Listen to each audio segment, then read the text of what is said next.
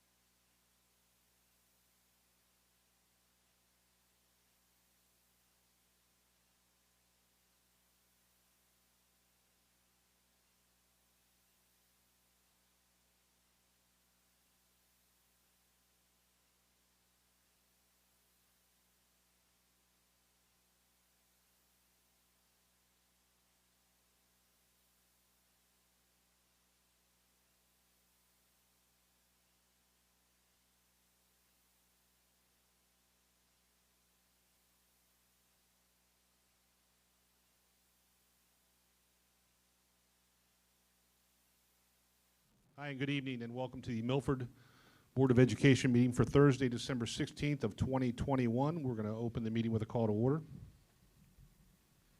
Mrs. Brady? Here. Mrs. Chestnut? Here. Mr. Miranda? Here. Mr. Yaki? Here. Mr. Hamm? Here, thank you. Pledge of Allegiance, would you please stand?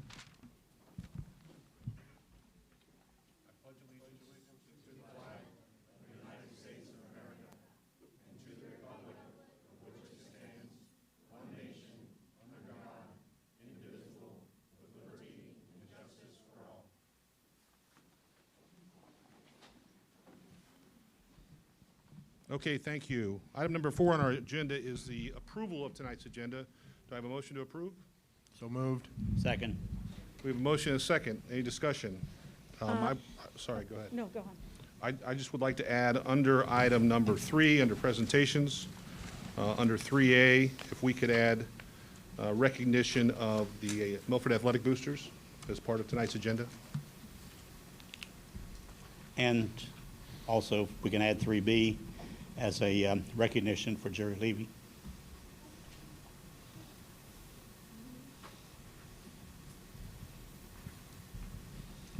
Any other? I have a question. First of all, G4, number 6, Cooper Gray, what is his position? It's just listed as teacher aide. Okay, it's not listed there. Do we need to list it, or can we just? What do we need to do legally for that? Where are you at again? G4, Oh, G4. Oh. wait a minute, is that right? G, hold on. G4B6. Page 10. Wait, page 11. Cooper Gray, it says Milford High School, but it doesn't say the position. So do you want to recommend we add Oh, teacher's aide? Junior high school, yeah. Okay, so we'll add teacher's aide onto that.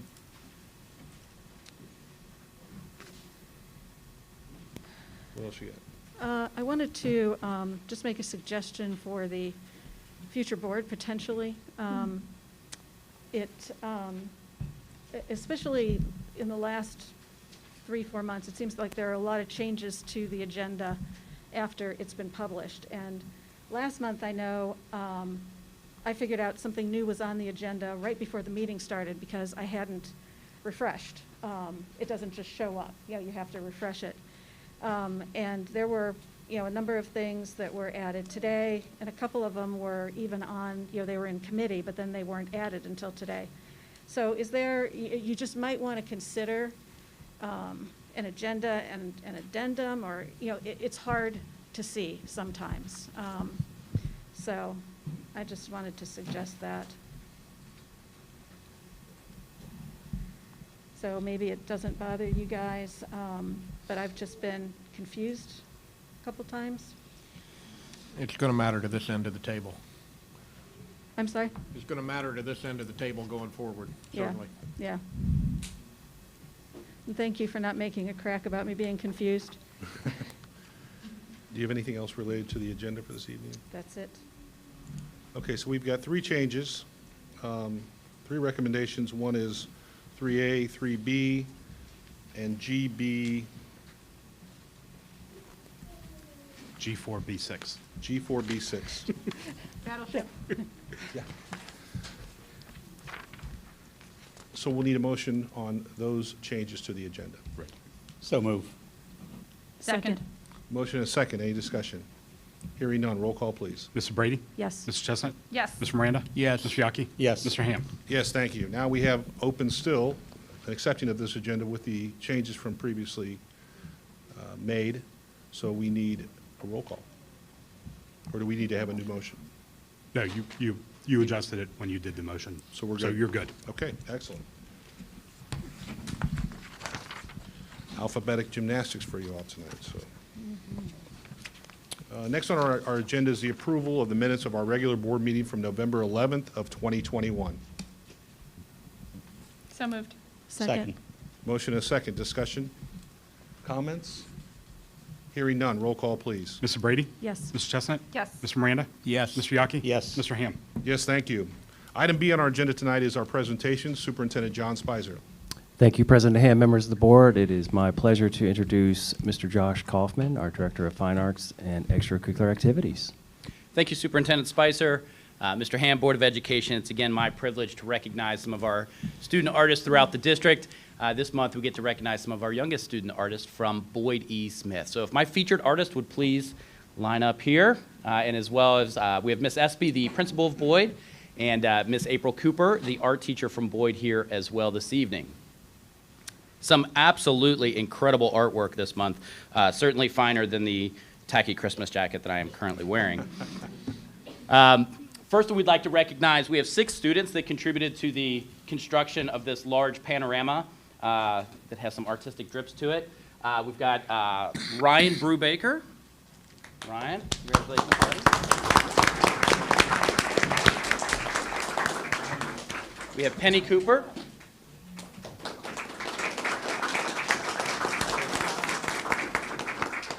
Marina and Nina. Congratulations, well done. Veda Fine could not make it this evening. Oh, I thought you were on my no list. I'm so glad you're here. Congratulations. Hadley Stein.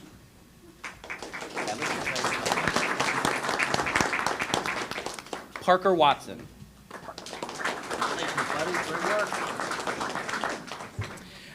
Next, they might be a little difficult for the audience to see, but we do have 2 wonderful pieces of ceramic pottery that were created here. I would like to recognize Miss Olive Oh, there we go. Ms. Olive Bolhoffner. Did I get that right? Congratulations. Which one's yours? And she has the blue ceramic mug. And then we have Cruz Meager.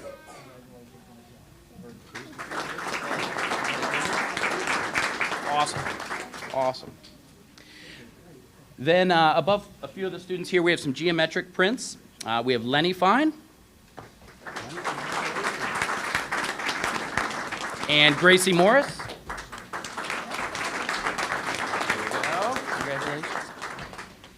And then finally, I was just astounded to see, these are quiltings made of individual fabric swatches of students chose individuals that inspired them, and then they recreated images of those individuals with quilting and fabric squares. They just turn, if you can see them up close, if you get a chance, they turned out just amazing. Chase Becker has the Isaiah Thomas image here. Oh, Chase, that's right. Josie Heiners has Amanda Gorman. Beautiful. And Annie Watson has Katherine Johnson.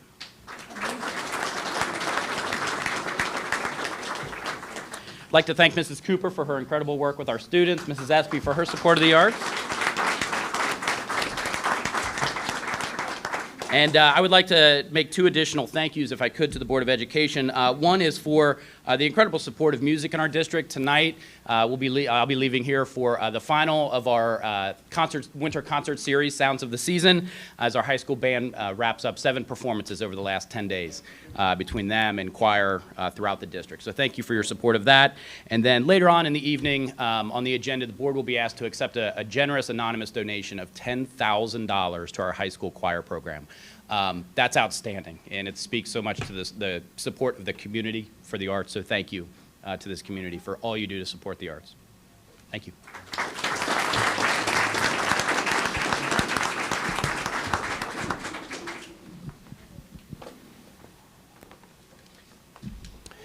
Josh, are you going to get a picture out there? There you go. There you go.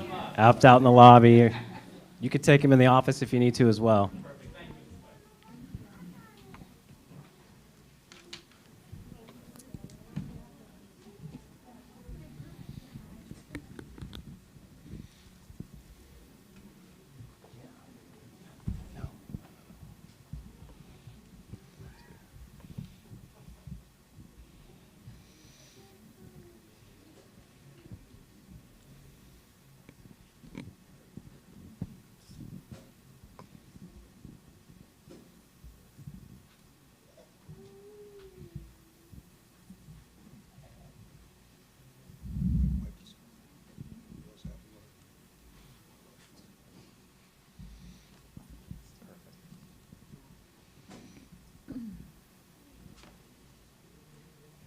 All right.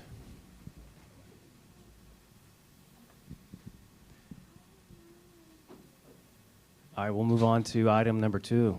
President Hamm, members of the board, it is my pleasure this evening to honor and recognize the Yes for Milford group. Morris Lenzicki, if you would, I'm going to ask you to go to the podium. Morris is going to introduce some folks that's on his executive board. I'd certainly like to thank Yes for Milford for all of their assistance in passing the most recent bond issue for a 6-8 middle school. Certainly without them, we wouldn't be where we are today. I'm looking forward to a meeting with the Ohio Facilities Commission in January. Mr. Lenzicki.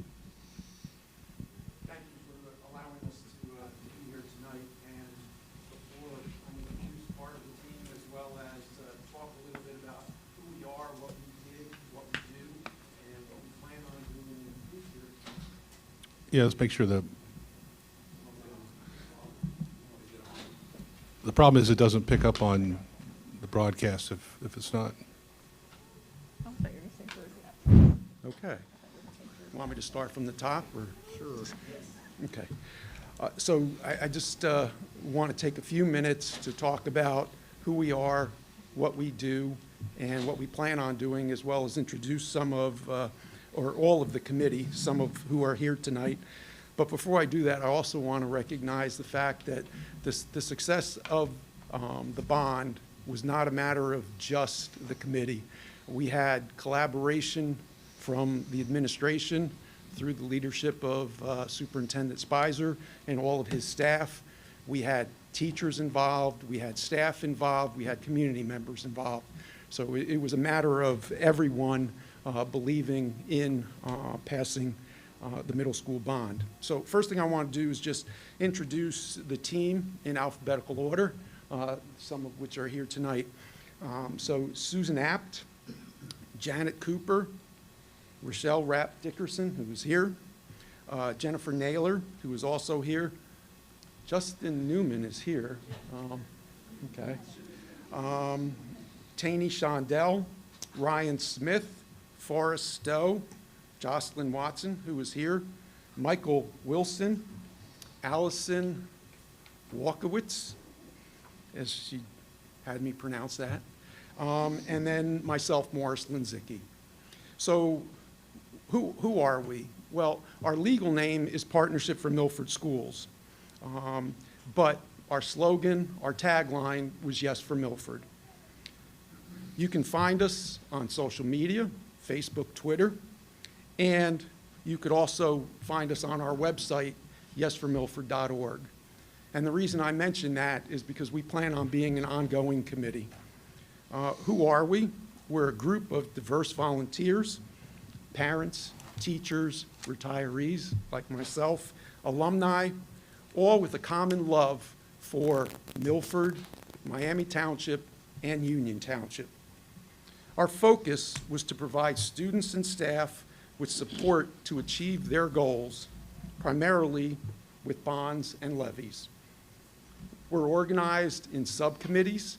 Each one of these individuals, along with the others, have a part of their own subcommittee, as well as everyone is on each other's subcommittees. We take the time to thoroughly understand the details and try to help the Milford School District. And we do that by promoting and communicating factual information within our community. Okay? We're not here to tell you to vote yes on a bond or a levy. We're here to help educate the community so that they can make the decision that they believe is the right one for themselves. As with any volunteer committee, there's so much work to be done and so little time, and each one of us, like all committees, roll up our sleeves and get things done. Moving forward, we plan on being an ongoing committee, even during periods when there are no levies or bonds. We want to keep the community updated through our website, through our social media, and we want to make sure that we educate ourselves by being involved with board, community events to make sure that we understand possible and potential ballot issues in the future. I'll throw out a ask to the people who are here, as well as anybody who's watching the video, and that is anyone in the community is welcome to reach out to me or any of the aforementioned names on the committee. We're always open for new members that want to get engaged and help the Milford School District. I'll open it up, because this is a presentation, this isn't public comment. I'll open it up to any questions that the board might have that they want me to cover, or any of the other members that want to cover something. If not, thank you for recognizing us. Thank you for letting us be part of the success of the bond. I don't have a question, but I just wanted to thank you all for the hard work that you put in.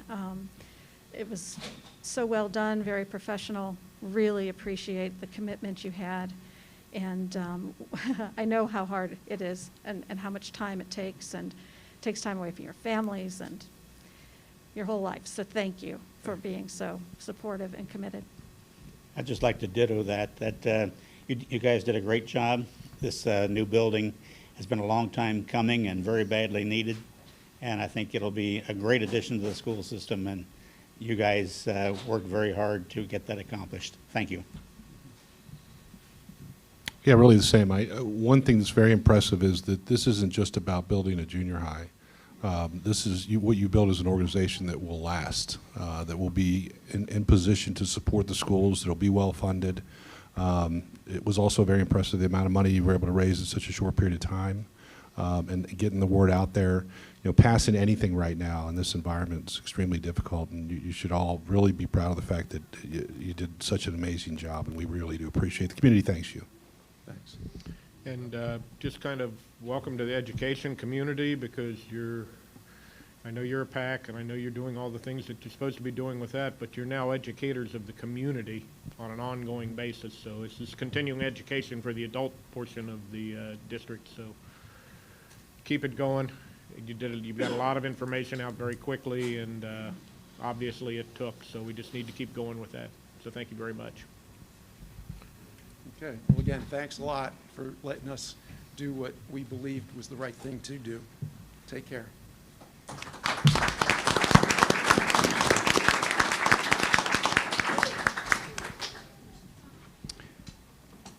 All right, our next recognition presentation is of Aaron Zupka, our Director of Athletics. Aaron, if you would step up to the podium. Jenny Berkeley is going to meet you there, and we'll start with that.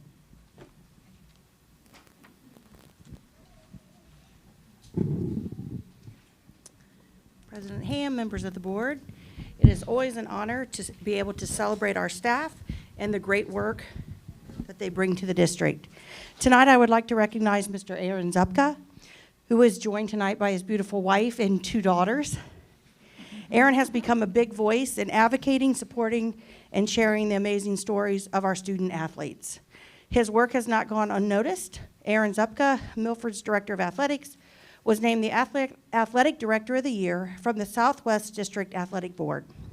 The award is given to athletic administrators who have exhibited superior performance throughout their career, exemplifying the highest standards of ethical conduct, integrity, moral character, service, leadership, and professionalism. So tonight we would like to officially congratulate you on that award and recognize you here at the board meeting. You're welcome. There you go.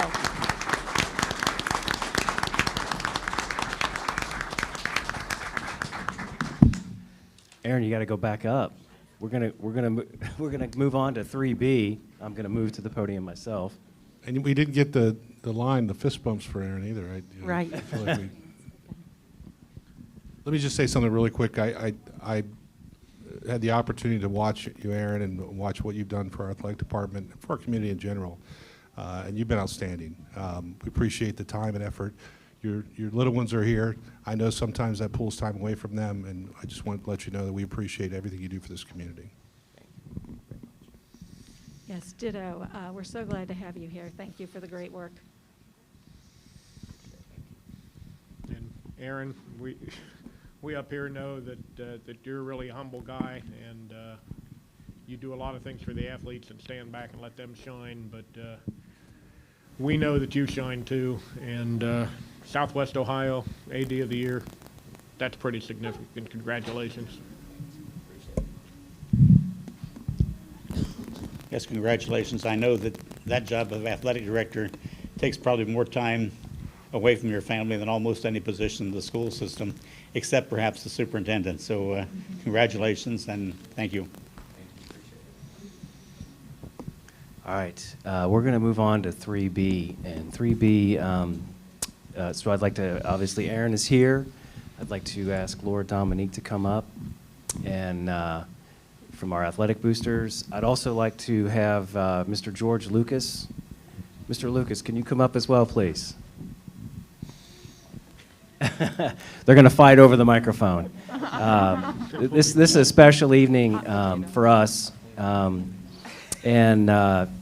Laura has some information to share. We'll go through the formalities of approving some things later, or at least asking for approval. But I'm going to turn it over to you, Laura. I'm Laura Dominique. I'm president of the Milford Athletic Boosters. I don't like public speaking, so excuse me. I'm here to give our support and, more importantly, our money to the funding of Charity Lucas's turf field. we're going to finally get it turfed. And so with today, we are presenting a check to the school board with a down payment of $450,000 towards the turf, with a commitment to pay off the turf within 3 school years after this year.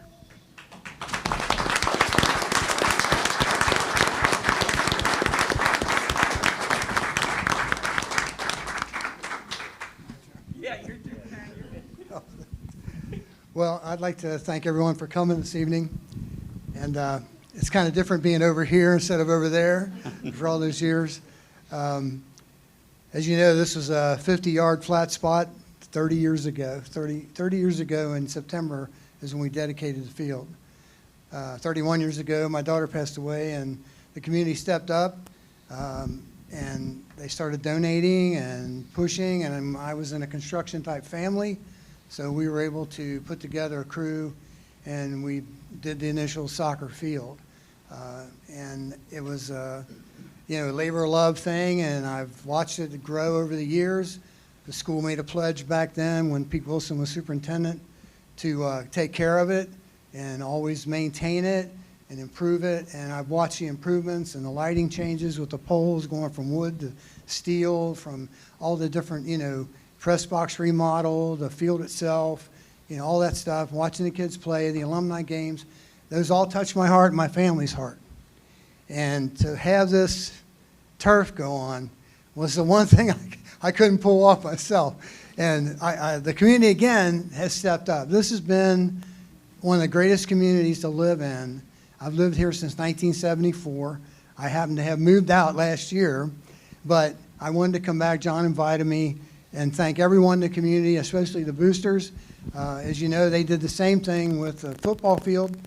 They raised the bulk of the money for that, and when I was on the board at the time, we actually loaned them the difference. They paid it all back ahead of time. So this booster group is of their word. If they say they're going to do something, they do it. They step up. They know the people in the community. They know they can get that support. And my congratulations to the bond. That was the one building I couldn't pull off. So I'm really tickled that you guys are getting that. And it's well overdue. I agree with Mr. Yaki on that. It's been a disaster over there for a long time, and I'm so happy that passed. So I thank everyone in the community, thank the boosters, the board for inviting me tonight. I wish everybody the best of luck. Merry Christmas and Happy New Year.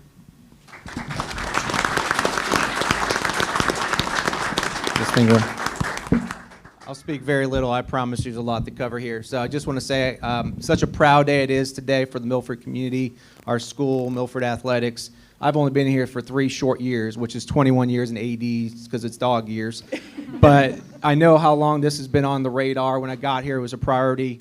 Obviously, getting in the middle of it, understanding the scheduling and the restraints we have for a school this size, having junior high, soon to be a middle school here, and how we build successful programs is a much needed thing. That was #1 priority for my day to help see this through. But luckily, with the great work of Laura, I know Dave was the past president, and a lot of our booster folks, think how many craft shows, how many flight nights, concessions, all that time and labor and the great volunteers that made this possible. And obviously to the continued charity Gene Lucas legacy on is important to me. We want to make sure we showcase this facility. It's going to be a multi-purpose facility, not just soccer. Soccer will be the predominant facility with the lines, but lacrosse, boys and girls, and we have some football lines. Our band can use it, fine arts. So that's huge, getting more access. We have lights. Now we can use it all the time and not just sit on it, try to grow grass for 9 months. So not to get ahead of ourselves, but August 12th, we're going to do a grand opening. We've lined up Coleraine to play soccer, boys and girls varsity, and we're going to do an alumni soccer game before to kick off that new place. So hopefully everything goes on schedule. So FYI, so thank you for the many people who made this possible. I'm very appreciative and glad to serve in Milford.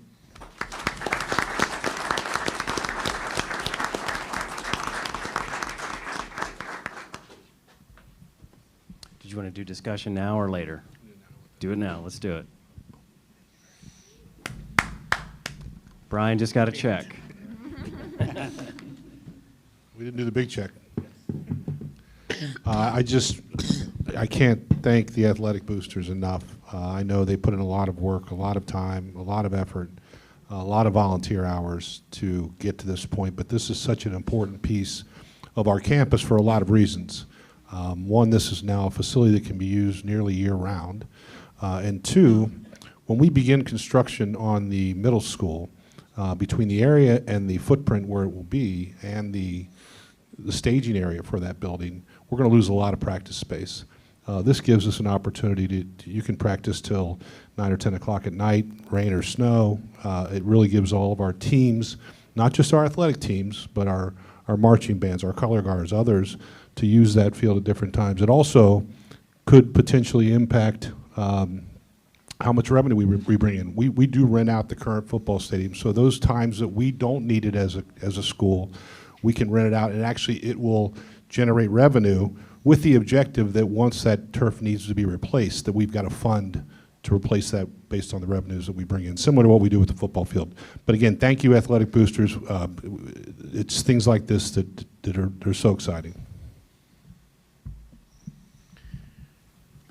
There's no way I could be any more excited than those folks that just handed over the check, because I was on that board for 20 years, and there's a good group of people there. They've done great work. To go back a couple of years, we did actually have the turf on the previous bond, the one, the $98 million one, I believe. And after that bond failed, we came back and we had a community meetings after meeting in this room called the CAT team. And the word that we got was, don't fund that publicly. You need to fund it privately. You need to find a better way to do it. And this group did it. They stepped up. They'll finish that off, and it wouldn't surprise me, as has been the tradition there, that they finish it off a year ahead of schedule as far as the payments go. They're very meticulous on that. They when they get a project like that, the people that are on that board won't leave the board. They'll stay there until the job is done, and it's an amazing opportunity for this district to have somebody come in and make that payment, and it doesn't have to come out of the taxpayer's pocket. So hopefully everybody that's listening to this heard that. It did not come out of the taxpayer's pocket. So that's all private funding. So congratulations again to the boosters. It's a good group of people. Support them whenever you can. They're a small but mighty group, and anytime you can support them, please step up and do that. It's a great group. Our athletic boosters have been amazing for a long time, and I think that they're making a habit of this, of presenting checks to the board, and we certainly appreciate it. It's done a lot. I think the athletic boosters have never gotten the recognition they really deserve for all the hard work they've put in and all the improvements to our athletic facilities that they've made. So I'd like to express my thanks as well. I continue to be so impressed with this group. And, years ago when we were looking at the football turf, I was very skeptical. And as Dave said, they stepped up then, paid off the loan early, and it's been great. And as Chris said, we can rent out the football field, generate funds to pay for turf replacement and repair. And that goes so well that at one point I suggested turfing the parking lots, because I think we could rent out anything we turf. So once again, they have stepped up. It took a couple years after the bond failure for them to figure it out, but I think they probably immediately started working on it. And they've come up with an amazing plan, $450 up front. And I have no doubt. Oh, sorry, $450,000. What did I say? $450. Oh, yeah, that wouldn't go very far. $450,000. And I have no doubt that they will pay off the rest, likely early again. So thank you to all of the athletic boosters who work so hard for our district.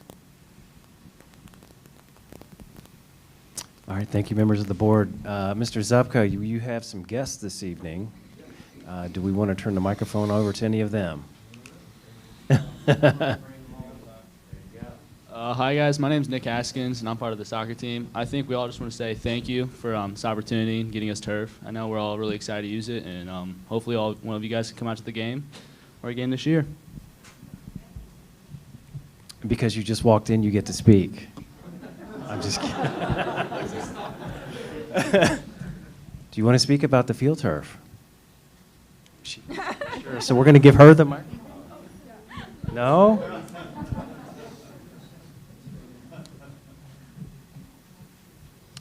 Anyone else? Mr. Zupka?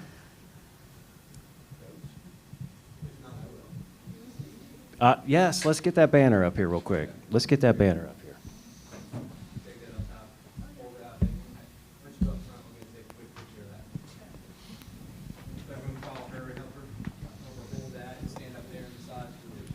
Stretch that out by yourself.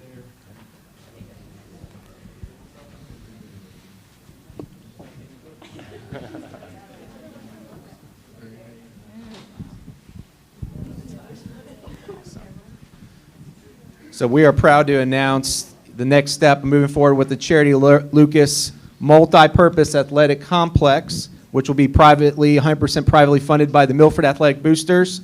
We plan to put that sign on the front there by 131. And once again, you know, the opportunities that are going to provide for our teams. I know soccer is kind of the main complex that it's been known for. But just imagine how many times that we couldn't even get soccer on the turf to practice, yet they had to play games on turf, tournament games on turf.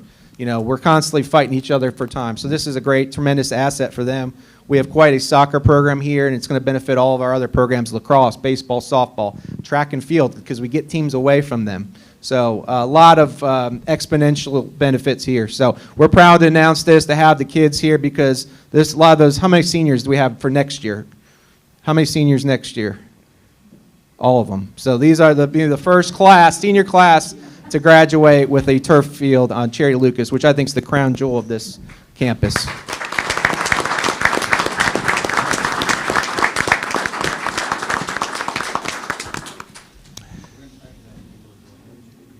Rob, the cameraman. I'd like to thank once again Mr. Lucas for having the vision back then. So thank you for having that vision, and thank you for our current boosters for having that vision as well to get us field turf. And thanks for the board. Thank you. Well, it's an exciting day. Now, hopefully, three of us will agree to pass this later on in Well, the day. yeah, So. that is true. Formality is next.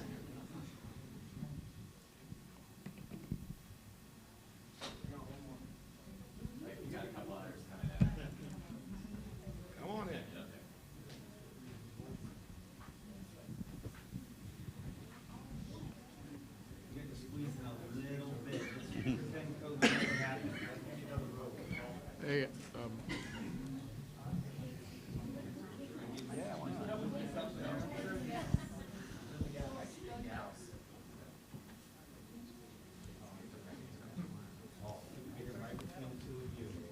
Get that right in the middle there. There you go.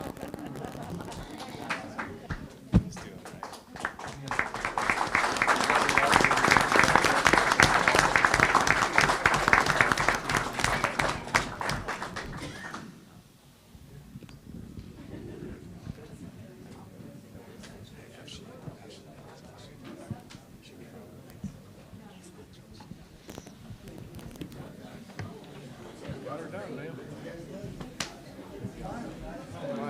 That makes me so happy you can join. Sir. I'll be able to see that when I go out, right, Eric?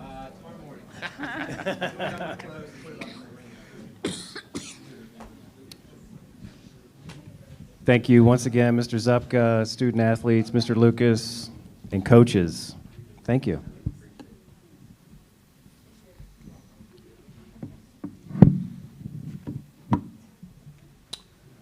Just a reminder, we have an item 3B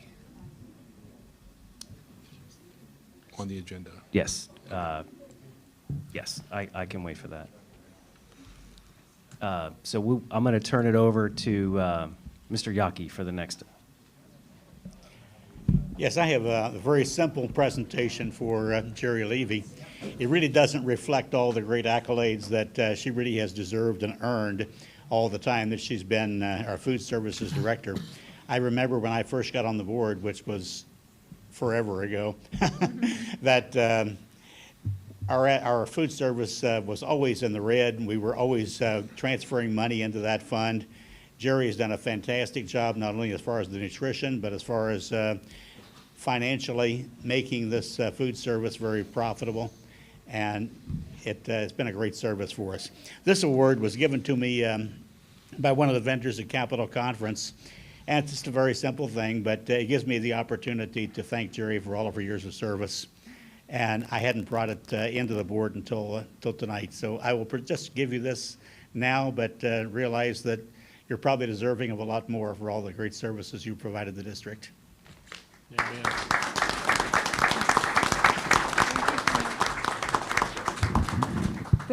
Thank you for your comments and the recognition.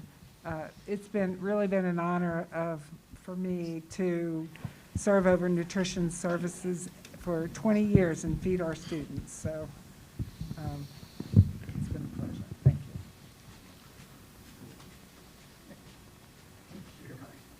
Congratulations. Thank you.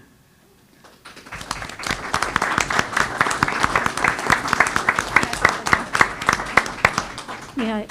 John, say- too, I want to, before Yes. Jerry leaves, real quick, I just want to recognize, too, that it's not just Milford students, but our program is used by so many districts all over the place. I serve on Claremont County Board of Developmental Disabilities, and when they had, some needs, they were like, we really hope Milford will work out, and it's just been great. So I know we serve not just Milford in that great way, but we're able to share it with so many other districts. So you're doing great. Thanks.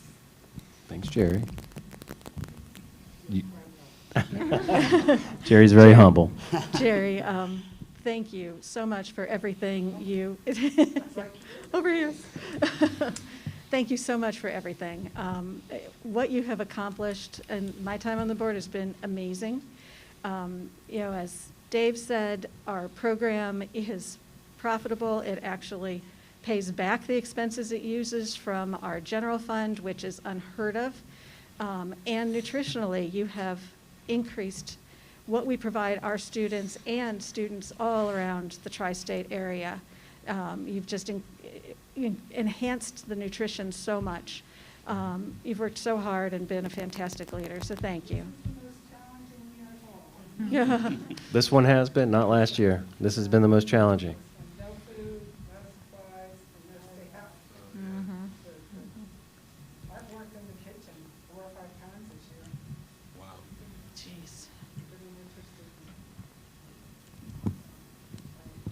Thanks, Jerry. Thank you.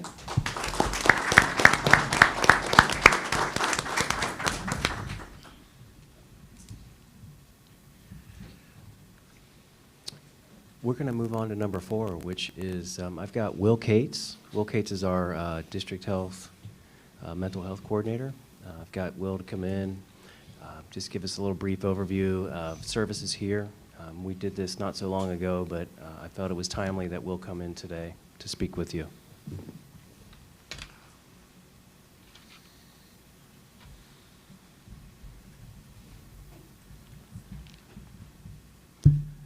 Mr. Hamm, President Hamm, thank you for having me here this evening, as well as the school board members. So I'm Will Cates. I'm the mental health coordinator for Milford Schools. I was here not too long ago to speak to you all and to the public about our mental health services. I just want to give everybody an update on the status of services and service availability, as well as the layer of services we offer before we go into winter break. So we offer prevention services and case management services. Those are provided through one of our mental health partners, Child Focus, which is a large Claremont County mental health agency that serves children and families. We offer individual therapy and counseling through our mental health interventionists. Those are our staff mental health providers. We are very, very fortunate to be able to have our own staff mental health providers here in the district. We also partner with Best Point Children's Home, which is a large Hamilton County mental health organization that provides individual therapy as well as school-based day treatment. And we have since adapted to have our own school-based day treatment program, which is a more intensive-based therapeutic classroom environment for students who have significant behavioral health concerns that traditionally may have been sent to outplacements. We're able to keep those kids within the school district here and serve those children in their home schools. we also really lean on our school counselors and school psychologists. And this is a reminder to everyone that the junior high and the high school utilize school counselors as kind of a first line of defense to serve children and serve families. We rely on them to do preliminary screenings and meet with kids to determine the overall level of need, if an additional referral to one of our mental health agencies or one of our staff mental health providers is needed. And our school psychologists do that most in the elementary schools.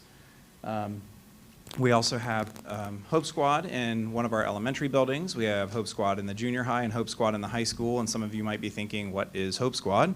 Hope Squad is a peer-to-peer suicide prevention program. We're not training kids to be counselors or therapists, but we do train students who have been nominated by their peers to be the eyes and ears of the school. So if there's a student who's struggling in a bathroom, or maybe a staff member wouldn't be present, one of these students might be able to try and provide support to that kid and then encourage them to come get help in the office or help from an adult. As well as responding to crisis or utilizing Hope Squads to help identify students who might be in crisis. We offer crisis services, so risk assessment to identify if we need to send an individual to the hospital, if hospitalization is really clinically indicated, or if it's something we can safety plan with the family. And we move around the district. Sometimes I go to different buildings to conduct those risk assessments if our providers are in session with someone already. So we're able to provide all of these services here with the resources we have. And we're doing a really good job.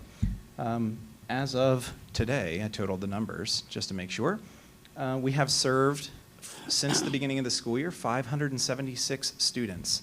So our mental health, so that's across Children's Home, Child Focus, and our own staff behavioral health providers, have been able to have contact and ongoing services with 576 students.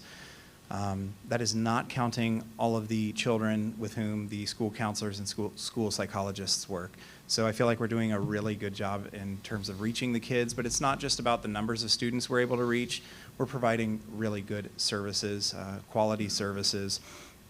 And the reality is we're only halfway through the school year, and this number I think is around 8.5% of the school population, or population for Milford Exempted Village School District. So I think we might end up hitting around 10% of our student population this year, which is really amazing. I don't know many school districts that are able to say that. If we can, yeah, there we go. So, thank you. So, with regards to how to connect to these services in the elementary school, it can be great to start the conversation with a teacher, ask the teacher, are you seeing any of these things in the classroom? Are you noticing any of these things in the lunchroom?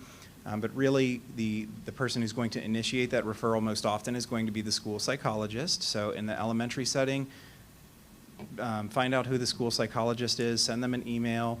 They can check on your student. In the junior high and high school, it's going to be our school counselors. Grade level school counselors are a great place to start. If you're not sure who those individuals are, you're always welcome to contact me. And we can go, if we can go to the link here, I don't know if it'll navigate too far away, but it's on the main web page.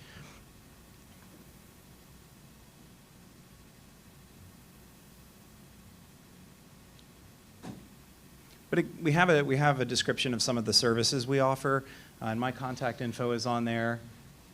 Go back down just a little bit. So my desk phone is there, and you can always email me. I will be checking email over winter break just to make sure that we can provide support if needed. We always do consultation. If you're concerned there might be something or you're not quite sure, we're always available, or I will make myself available if one of our therapists is not. We really take a lot of pride in the work we do and really enjoy serving this community. So thank you.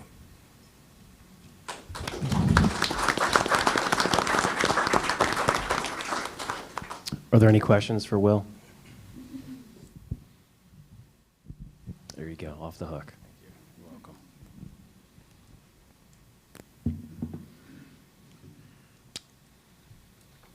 All right, we're going to move on to number 5.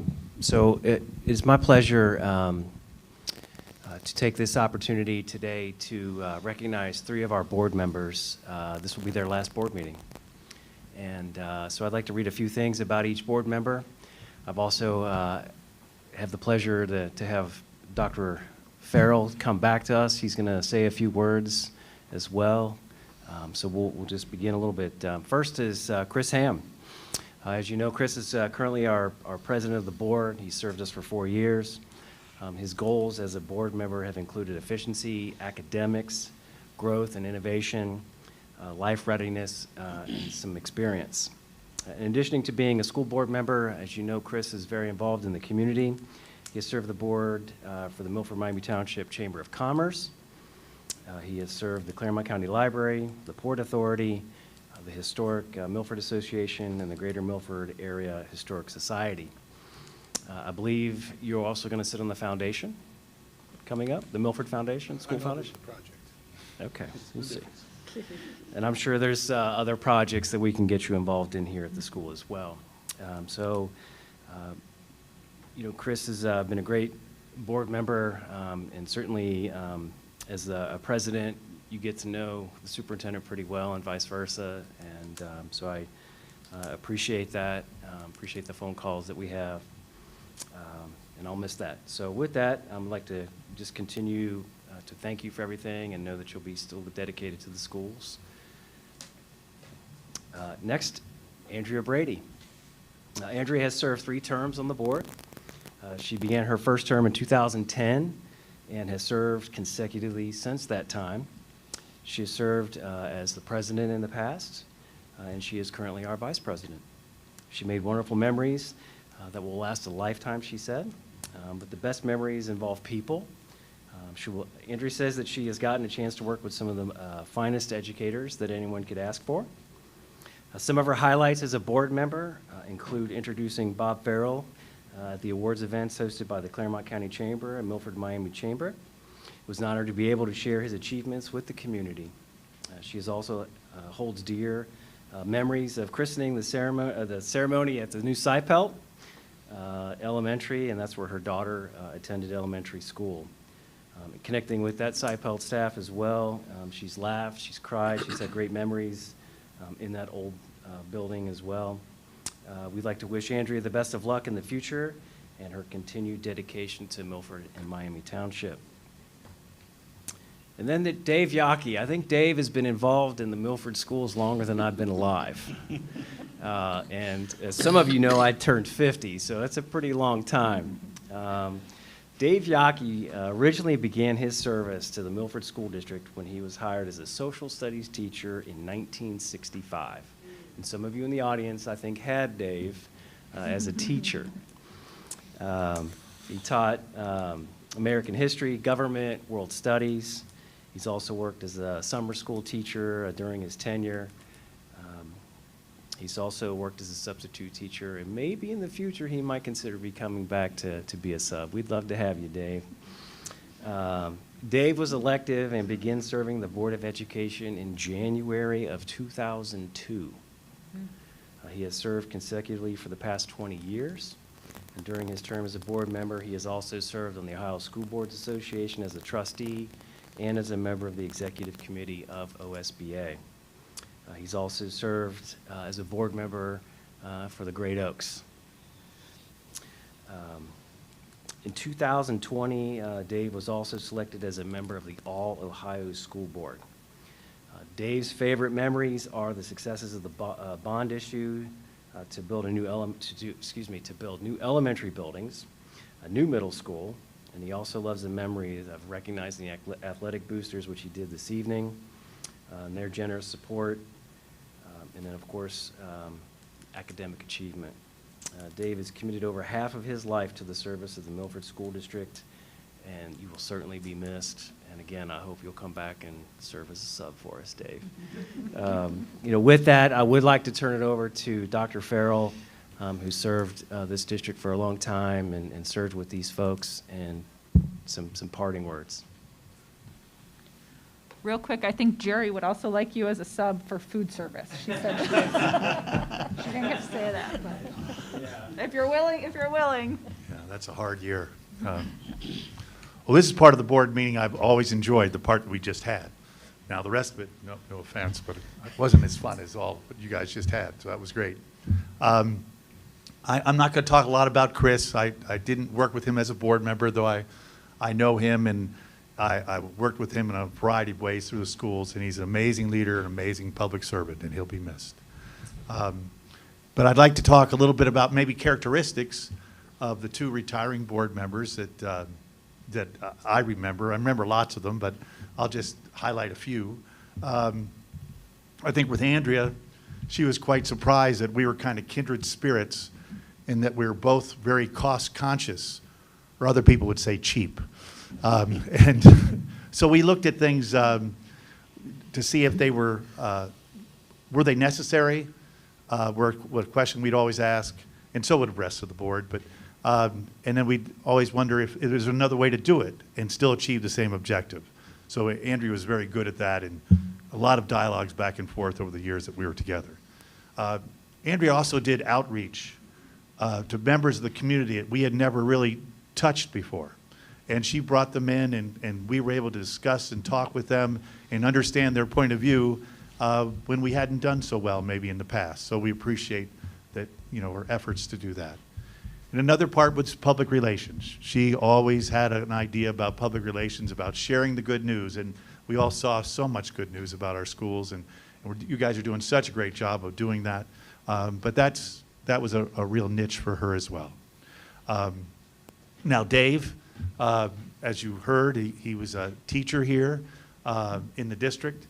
He also was always ever present at events. I'd come to an event, he was at, all the basketball, football, plays, etc. And sometimes I'd wonder, is Dave here? Is Dave, I just was curious. He's a superintendent. Where is that guy? But then I would hear his laugh, his infectious, joyful laugh. And there's nothing like it.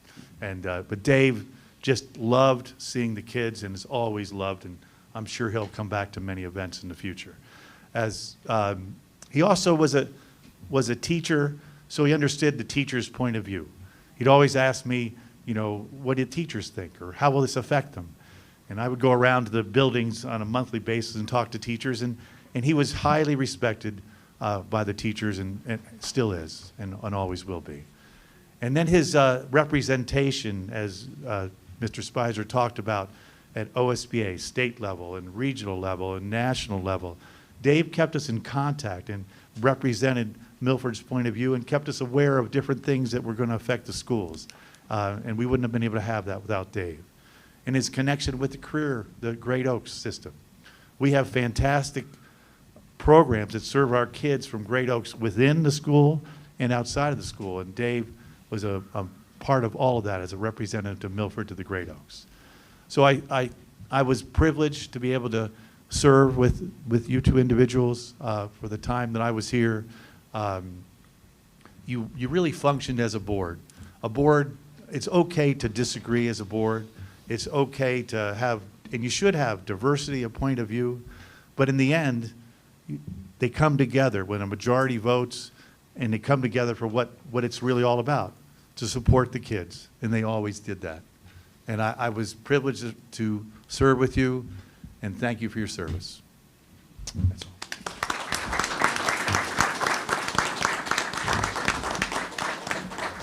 Thank you, Dr. Farrell. If the three of you would come up, we do have something we'd like to give you. Yes, you, Chris, come on.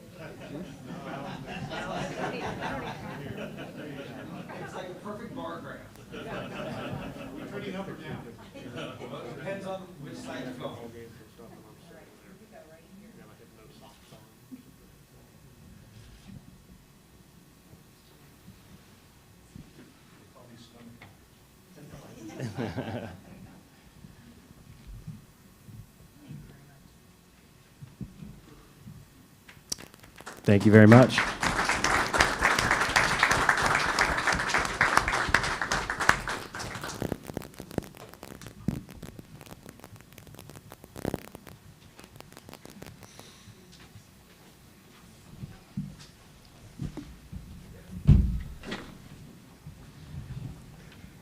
If I may, I jotted down a few comments that I would like to share if it's okay with Mr. Hamm. Of course. Some of the things have already been said, but just some of the thoughts and remembrances that I have. As has been indicated before, I came to Milford Schools as a teacher in August of 1965, at the same time as our new superintendent, Mr. Boyd Smith. Some names that I'm sure some of you haven't heard in a long time. I was actually hired by James Fly before he retired, and his picture is still hanging, I believe, in the athletic wing of the high school. I came to Milford because Milford seemed to be an excellent school system at the time. I didn't need to be here long to discover why. I was surrounded by a group of dedicated and caring educators such as Roy Ferguson, Bob Redfern, Sidney Cutlip, and dozens more. It was the people in this school system that made it excellent. Milford rarely got the recognition that it deserved because we were in the shadow of better funded school districts around us. However, because of the people, we provided an outstanding education for our students.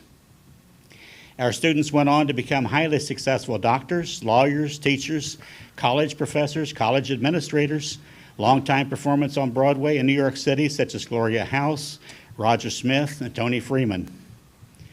Major league athletes in both Major League Baseball and the National Football League, such as Barry Bonnell, who played outfield for the Atlanta Braves, Toronto Blue Jays, and Seattle Mariners. Napoleon McCallum, who was twice a finalist for the Heisman Trophy while at Navy, and a star running back for the Oakland Raiders. And Zach Streif, who starred with the New Orleans Saints for more than a decade. Most importantly, these people became highly respected leaders in their communities. I remember one student in particular, Dr. Peter Schultz, who was several times a finalist for the Nobel Prize in Science, and according to the Scientific American in 1999, was one of the 5 greatest minds for the 21st century. So Milford has a lot of success stories to tell. I retired from teaching in June of 1993, did some substitute teaching at the time in Milford, and when the opportunity came to run for the Board of Education in 2001, I gladly took up the challenge. During my 20 years on the board, I am proud to say that we hired many outstanding teachers and administrators who pushed the school system even farther forward to the excellence it enjoys today. During the past 2 or 3 years, I was not able to actively be as involved as I would have liked with our students, as I had grandchildren to be followed in other school systems and other concerns. However, I still had great pride in this system and truly exemplify the slogan, once an eagle, always an eagle. I urge my successors to keep up the fight and continue moving us forward to truly make us the finest school system in the state of Ohio. Thank you to all of you for allowing me to be part of the journey for the past 50 years. Thank you.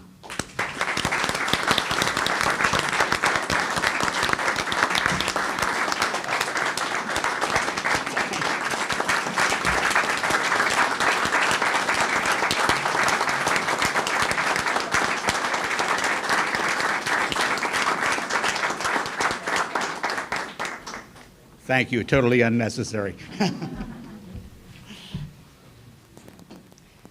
turn? I had a few things to say as well. It's hard to believe that this is my last meeting of 12 years on this school board. I'm grateful and honored that the community has had the faith in me to allow me to serve. Thank you all. It is definitely bittersweet to contemplate not being here come January. The 3 terms I've spent here have been some of the most rewarding of my life. I have had the chance to work with some of the most talented educators and administrators anyone could ask for, and some of the very best people, role models for us all. I've seen huge leaps in how we deliver education and experiences to our students, adapting as our world changes to help them meet the challenges of the future. I've seen the district move from fiscal instability to being able to stretch a 3-year operating levy to 9 years and counting. I've seen a bond issue for a new middle school pass, and I look forward to christening that new building in a few years. And of course, I've worked with such committed, talented people on the board, people who want what's best for our students and our staff and our community. I was lucky enough to come onto a board that had a lot of experience, which definitely made it easier to learn the ropes. Emily and Dave have certainly faced a trial by fire in their first 2 years, and I know the perspective from the challenges they've experienced will help the new board members acclimate. But as I leave this seat, I did want to share some of my perspective with the incoming board. First, focus on the future. Our children's world is very different from ours. As the young people I work with continuously remind me, sometimes purposely and sometimes just from how differently they work and think, they exist in a changing time. Our job is to help prepare our students to enter their future with confidence. This is the basis of why we are here. Always question. One thing I've learned over and over is that a school board member must always be learning. The moment you think you've got it is the moment you need to check yourself and step back. If you do not approach this job as a lifelong learner, open to new, different, and sometimes very challenging ways of doing things, you will miss huge opportunities to help our students reach their potential. Make decisions. There will be decisions that have no good answer. You'll feel like there's not enough information or research to provide a clear direction. Or you may know that what is the right direction, and it's the difficult one. In those cases, it's hard, and it sometimes feels impossible to choose. All you can do is reflect, and reflect some more, and then make the best decision based on the information you have. And just like in all aspects of life, some of those decisions will be right and some wrong, but you will have taken a stand. And if you find that the majority of your decisions are easy, then return to my second point and start questioning yourself again. Be flexible. Succeeding on the board requires compromise and flexibility. The middle is often the best place to be for our students, our staff, and our community. Be willing to give and consider other sides. But on the other hand, sometimes you need to stick to your guns. While compromise is often necessary, if you feel strongly about something and you have information to back up your position, don't sacrifice your morals or ethics for the sake of accord. And remember, sometimes the most important things are the hardest to stand up for. Hold our administrators to the highest standards. The superintendent and treasurer are the bellwethers for the rest of our district. The board must hold them to the highest moral and ethical standards to create an environment that is healthy and supportive for our staff and ultimately our students. Not doing so fails our district and community. And finally, err on the side of people. A school district is nothing without its people. In any organization, ensuring people are treated with respect and equity is necessary, and it's crucial that the district's employees feel that the administration and the board have their backs. Without this, we will end up losing what's truly great about this district. And without this, it is our students who would suffer the most. As you new board members take your seats next month, I wish you wisdom, patience, and discernment. Our schools are so important to a strong community. Much is entrusted to you. And please know that I'm always here to provide information and perspective whenever needed. Once again, thank you to our community for entrusting this board seat to me for the past 12 years. It's been a pleasure.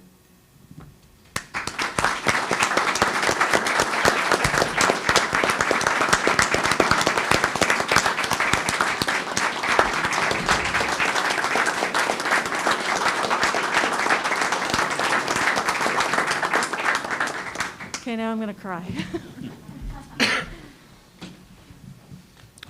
I just want to say thank you to both of you. I think that what you've contributed to this community is everlasting. Your legacies are cemented. Dave, you started teaching in a building that will soon be replaced in 1965. It was brand new then. A brand new building, right? High tech, state of the art. With 750 students, and as opposed to the number of people that we cram into the building today. It's a different world.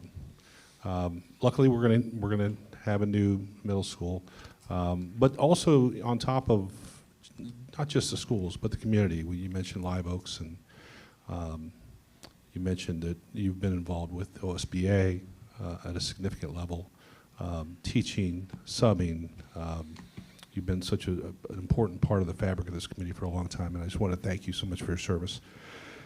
In your 5 years or 5 terms as school board member. And Andrea, you've got 3 years or 3 terms as school board member. You came along at a time when you knew things needed to be changed, and you did. And collectively with other people, you've really, the school has trended in the right direction for a long, long time. Fiscally responsible, everything about our schools is much different than the day you first started. So I do appreciate your service to our community and everything you've done. That's all I really want to say.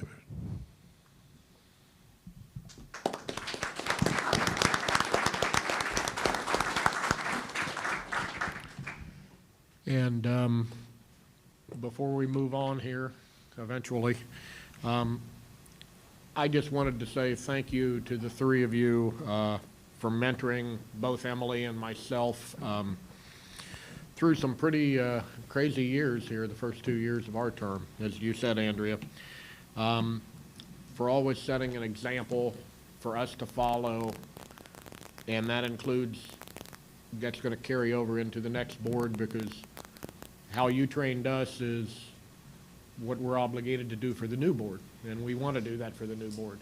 So you've kind of lit the way for us on how you go about doing that. You've mentored us.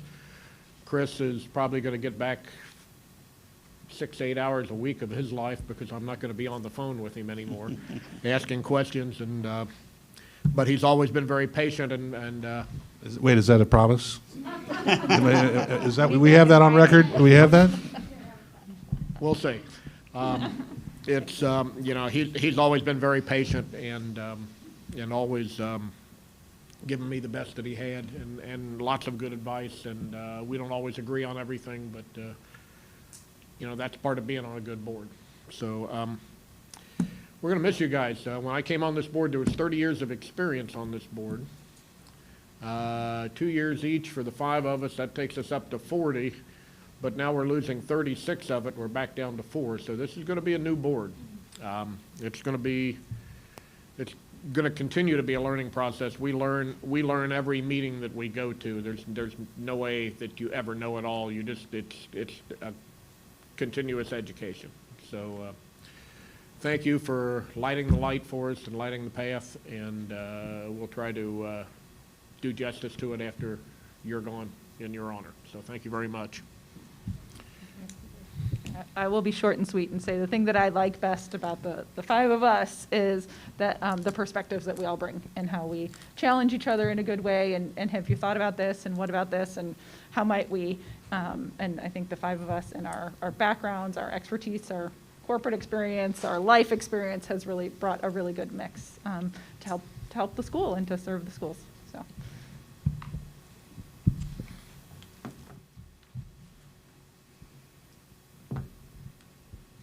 Okay, that'll complete our presentations for the evening. We'll move on to item C, procedure for public commentary. Is there anyone that'd like to speak tonight? I have none at this time. Okay. Merry Christmas. Yeah. All right, we'll move on from item C. We'll close public commentary after opening it up, and we'll move on to the Board of Education items. These are new to me, so sorry. Board of Education items, we first need to schedule a board organizational meeting for January. And I need a motion to set that organizational meeting for January 6, 2022 at 5 p.m. I'll need a motion. So moved. Second. We have a motion and a second. Discussion? You all get to vote, but you don't have to attend. That's right. For those that are wondering what an organizational meeting is, where we have 3 new board members starting in January. The organizational meetings where actually we swear in the new board members. They establish committee assignments. They establish officers for the board, and then they'll establish the schedule for the board meetings for the year. That typically is what happens with that meeting. But because you're changing board members, we have to do it in December in order to set that date for January. So we have a motion and a second. Any other discussion? Hearing none, roll call, please. Mrs. Brady? Yes. Mrs. Chestnut? Yes. Mr. Miranda? Yes. Mr. Yaki? Yes.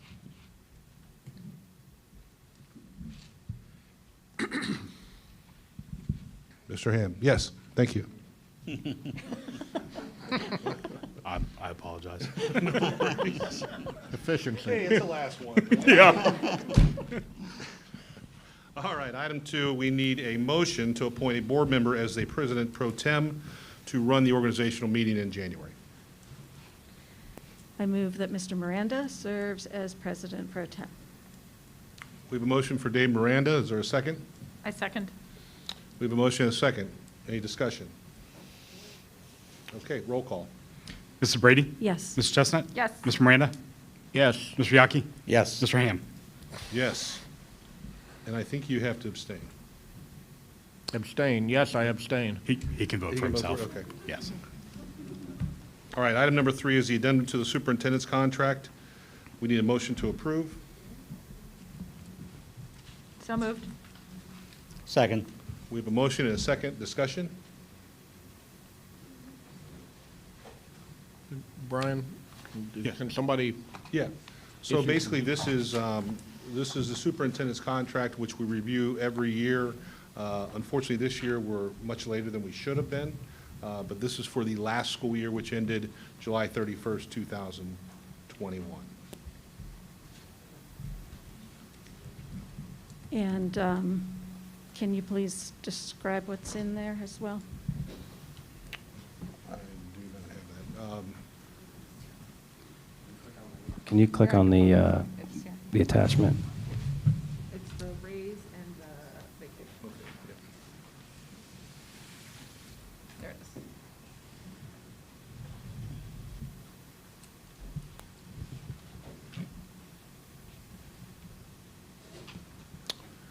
is. So going through, compensation will be $147,000. That's the amendment from current salary of $140,000. And then number 6 was amended with vacation holidays pursuant to state law. Vacation may be accrued in subsequent years, but at no time shall be the amount of such accrual exceed 10 days of accrual account or a balance of 75 days, which lines up with our treasurer's contract.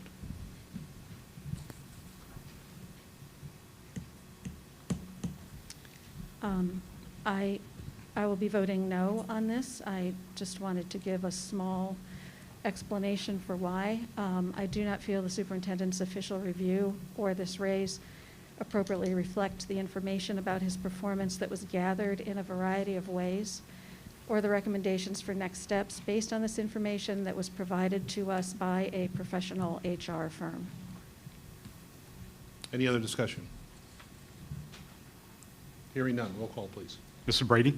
No. Mrs. Chestnut? Yes. Mr. Miranda? yes. Mr. Yaki? Yes. Mr. Hamm? Yes, thank you. Moving on to item E, our treasurer's reports. Treasurer Brian Rabe. Thank you, Mr. Hamm. Recommend the first item is the approval of the board reports for the month ending November 30th, 2021. Need a motion to approve the board reports for the month ending November 30th of 2021. So moved. Second. Motion and a second. Couple items to point out, we did receive the second payment of TIF payment from Miami Township. That payment was up a little over $140,000 compared to the same point in time last year. We did end the month with $44 million in the general fund. We also received a little over $16,000 in interest. Also, I know we talked about a couple different times about the state funding formula. The state originally we were supposed to get in October. They pushed it till December, and they pushed it again until January. So we're still waiting. Right now, we're getting the overall number from the state. We don't have the details that back it up. They're not using our current EMIS data just yet. So hopefully that doesn't get extended anymore. In January, we have a truer, clearer picture of the new state funding formula. So I just wanted to share that we are delayed once again. Okay, thank you. We have a motion and a second. Any other comments or questions? Hearing none, roll call, please. Mrs. Brady? Yes. Mrs. Chestnut? Yes. Mr. Miranda? Yes. Mr. Yaki? Yes. Mr. Hamm? Yes, thank you. Next item is the The approval for the appropriation resolution. We need a motion to approve the resolution pledging $500,000 to the maintenance fund. Oh, So wrong moved. one. Wrong one. Oh, sorry, motion to approve the annual appropriation resolution. There you go. So moved. Second. We have a motion and a second. We are adjusting two of the appropriation amounts, one for the auxiliary services. This is the money that we received for St. Mark's and St. Andrews, St. Elizabeth, and Seton. We did receive two of their three payments, so we got a better picture of what they were going to receive on the entire year. We're also increasing the appropriations that we set aside for ESSER fund. We didn't appropriate the full amount because we knew we were going to spend that out over a couple of years, but we are going to need to increase it based upon where expenses are as of right now.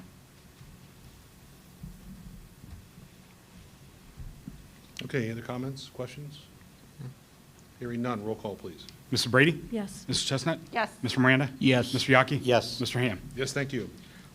Next item is the resolution pledging $500,000 to the maintenance fund. Motion to approve the resolution pledging $500,000 to the maintenance fund. So need a moved. motion. Second.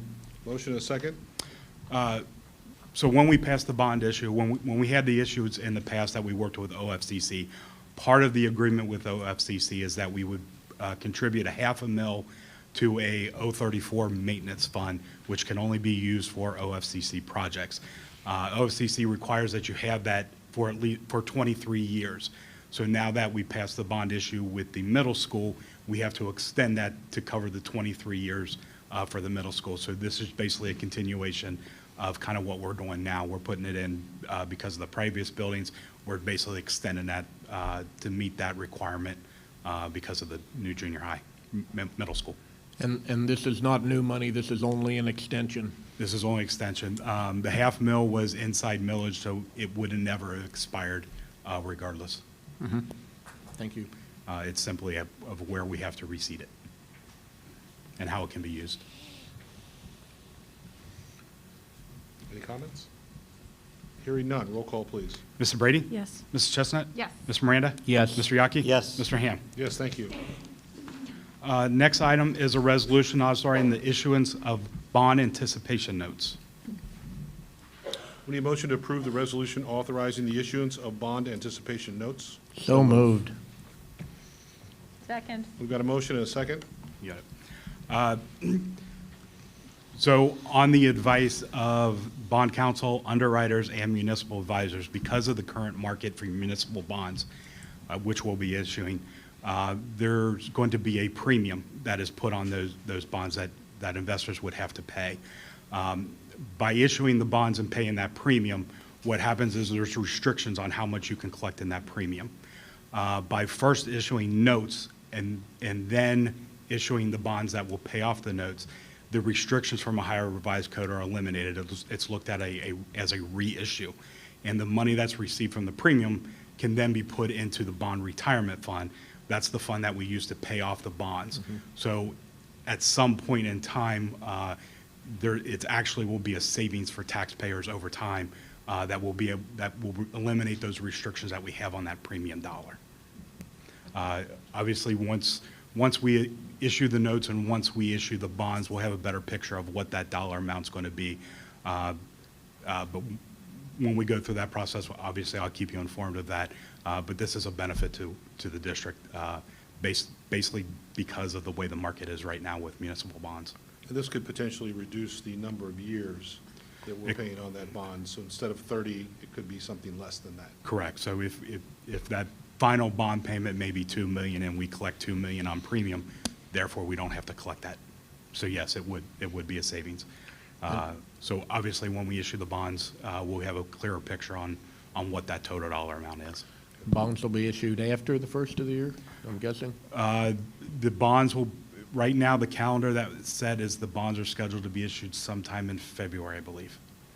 Okay. So we're still, there's a number of processes that we have to go through, especially with the rating agencies, because we have to get a rating from Moody's, so we got to go through that process, which will occur, I believe, in sometime in January.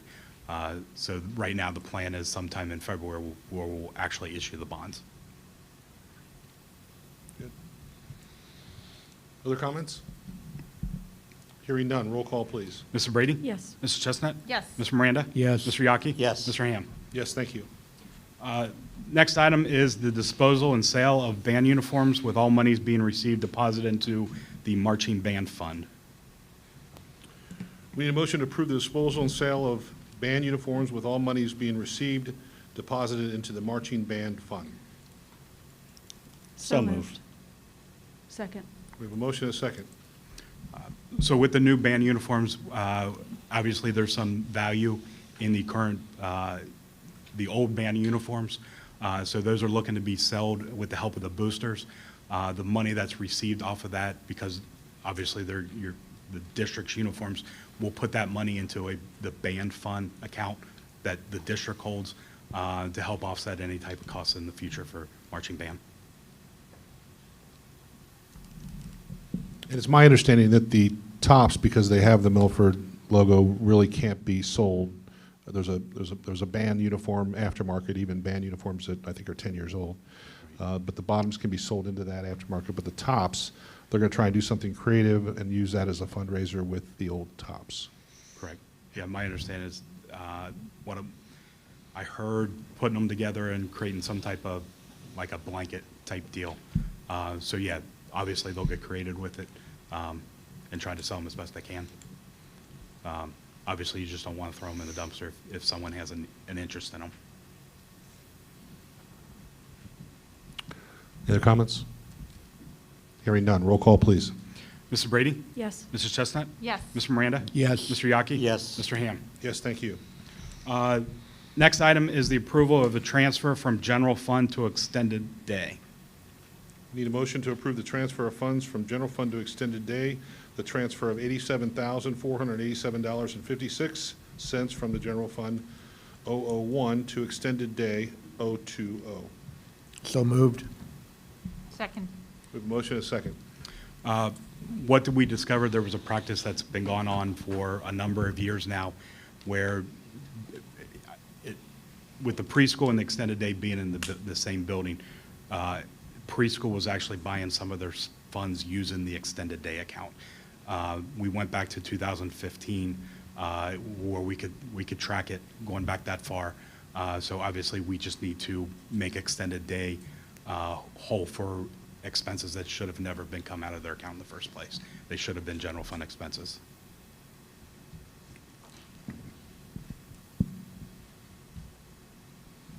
Any comments, questions? And we didn't fund the preschool for this, correct? Correct. No, the preschool collects tuition. Okay. Yeah, and the tuition was going into the general fund, but the expenses were going. So we're just transferring it back where it needs to be. Right. Okay, thank you. Hearing no other comments, roll call, please. Mrs. Brady? Yes. Mrs. Chestnut? Yes. Mr. Miranda? Yes. Mr. Yaki? Yes. Mr. Hamm? Yes, thank you. Next item is a settlement agreement with Sue Tuttle. Need a motion to approve the settlement agreement with Susan Tuttle. So moved. Second. Motion and a second. This was a lawsuit. She claimed that we miscalculated her severance by about $6,000, so this is a settlement of $4,000. Obviously, trying to take it to court and attorney fees would be well above that dollar amount, so this is just the final settlement. And she was, She was her position? worked for the district, and then she was a With the Peterman Peterman. employee. Yeah, okay. So yeah, there was some, the state changed the rules as far as retirement, and she didn't feel she should abide by those. So that's where the conflict was with her severance. And this event that we're talking about here goes back to 2000 and... It's about 2 years ago, I believe, is when it first started. I believe Okay. she retired 2 years ago. Okay.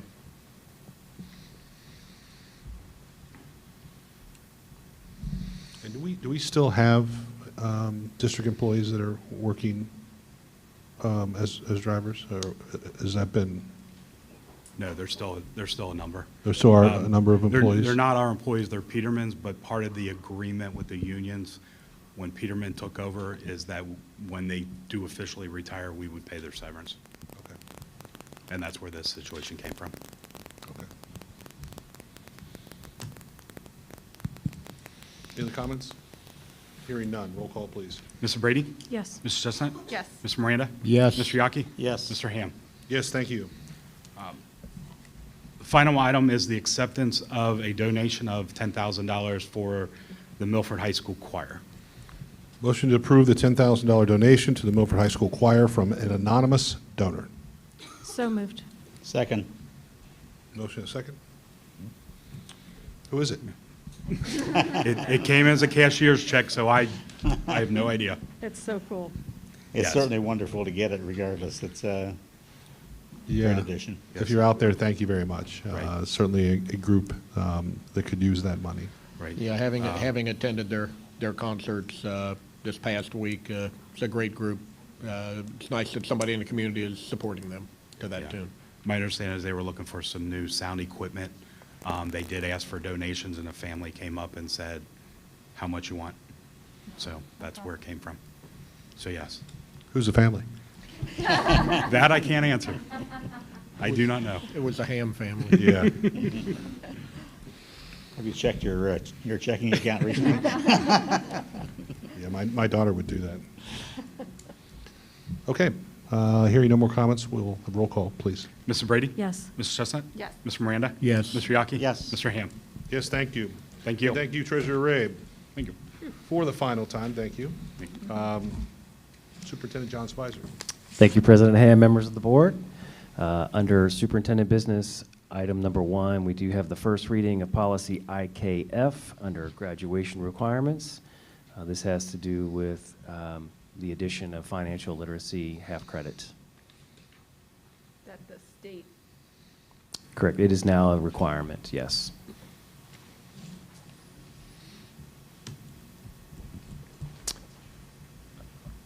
All right, we will move on to item number 2, the Great Oaks land swap. We did discuss this last month. I do have, if we have questions about that, the Oaks and the Milford School District did go into an agreement early 2000s. There's a 90-day clause. At any time, they can invoke the 90-day clause and ask us to vacate the property. We met with them on November 3rd, and they asked us to complete this land swap by the end of this calendar year. And so here we are in this second opportunity to discuss if needed. But as you can see, the purple shaded area is our current bus garage. That property is the property that we lease. The property that we would swap with them is the green shaded area that is right behind Mulberry Elementary. And so it is an equal amount of acreage to be swapped. Just for information purposes on that, it started with Laurel Oaks in Wilmington, that there was a need to swap some land to provide adjacent properties. And it started the discussion that we need to, or the Great Oaks needs to satisfy or to simplify all the legal restrictions and things that go there, and this was one of the things hanging out, one of the ones that the administrators at Great Oaks decided it was time that we needed to do something. This would have to be resolved at some time in the future, because I think a lot of people don't realize Great Oaks does own the land, that we lease the land from Great Oaks. And with Great Oaks at this point saying that they want to wrap this up and settle all the legal tangles involved in it, that we would, within 90 days, we would have to abandon the property, find a new place to park the buses, build a new bus garage, et cetera. So I think we have very few alternatives beyond that to make a change. And Correct. we've done somewhere probably around $1 million, I'm just spitballing here, $1 million in improvements to that property that we would just be forced to walk away from if we did not do this. And finding more property and building a new bus garage in a short period of time is not an easy task. And plus that, yes. And I think our relationship with Great Oaks is adequate. Some people were concerned about the walking trail that was wanted onto that property. At this point, as far as I know, Great Oaks has no interest in developing anything on that portion of land. And I think with the number of students we send to Great Oaks, it should be very easy to negotiate those kind of sharing opportunities. Yep. Thank you for bringing that up, Mr. Yaki. In the agreement, there is a clause that allows us to maintain the current trail that's on there with the blue bird boxes that we have. It also allows us to, if you'll look to the right, actually where the white box is with the words in it, in that particular area, the Great Oaks has agreed with their permission that we could build additional trails on that property as well, and then possibly even create an experience with their heavy equipment program and maybe do a combined project there with our elementary staff and students and their students as well. I did get a question about this today from someone who does not feel that this is a good idea at all. And I did talk with Brian just to confirm that Great Oaks, they have all the power here. This agreement was entered into so long ago before any of us were here. Who knows why it was done, but it was. As Mr. Spicer and Mr. Yaki have also said, they did indicate that they would invoke that clause and we would be out. So we really don't have any choice here, and I'm glad that they didn't just invoke the clause. At least they came to us and negotiated. So they've always been a great partner, and now it'll be clean and we'll be able to move forward. Yeah, that's it. It dots the i's and crosses the t's, and that's what we need. That should be our goal as a board, to make sure that we don't fall into these situations again. And Dave, were you here when they did that? Right, I think it must have been right at the very beginning of the time when I was first elected to the board. January 2002, original lease entered to an agreement. That would have been my first month on the board. That was your first meeting. So you were here. Why did they do it? I'm sure you remember exactly. And just to, I was in several of these more recent discussions with the Oaks, and they were going to pull the plug on us. There was no question about it. These were not nice meetings. They were pretty forceful. They said by the end of the year, trying to relocate that bus garage and that property, would have cost the district several millions of dollars. And the only thing that, and none of us liked the agreement. So anybody in that room didn't like the agreement. The biggest issue with Mulberry is we've already carved out a chunk of that footprint with the public library, and now we've got another chunk cut out with this swap.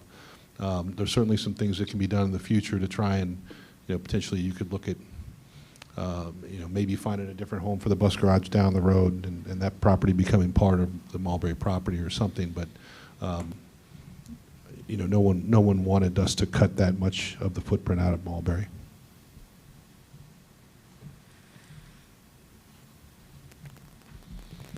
Okay, hearing no other comments, roll call, please. Motion first. Oh, that's right, we didn't do a motion. All right, we need a motion to approve the warranty deed associated with the swap of property with the Oaks. So move. Second. Motion is second. Assuming no comments, roll call, please. Mr. Brady? Yes. Mrs. Chestnut? Yes. Mr. Miranda? Yes. Mr. Yaki? Yes. Mr. Hamm? Yes, thank you. Under item number 3, President Hamm, members of the board, asking for your approval of the Memorandum of Understanding with the Milford Athletic Boosters as related to the field turf project. Need a motion to approve the MOU as presented. So move enthusiastically. Second. The motion is second. Any additional discussion beyond what we talked about earlier? It's a Hearing none. great addition from the athletic boosters, and we should be very thankful for it.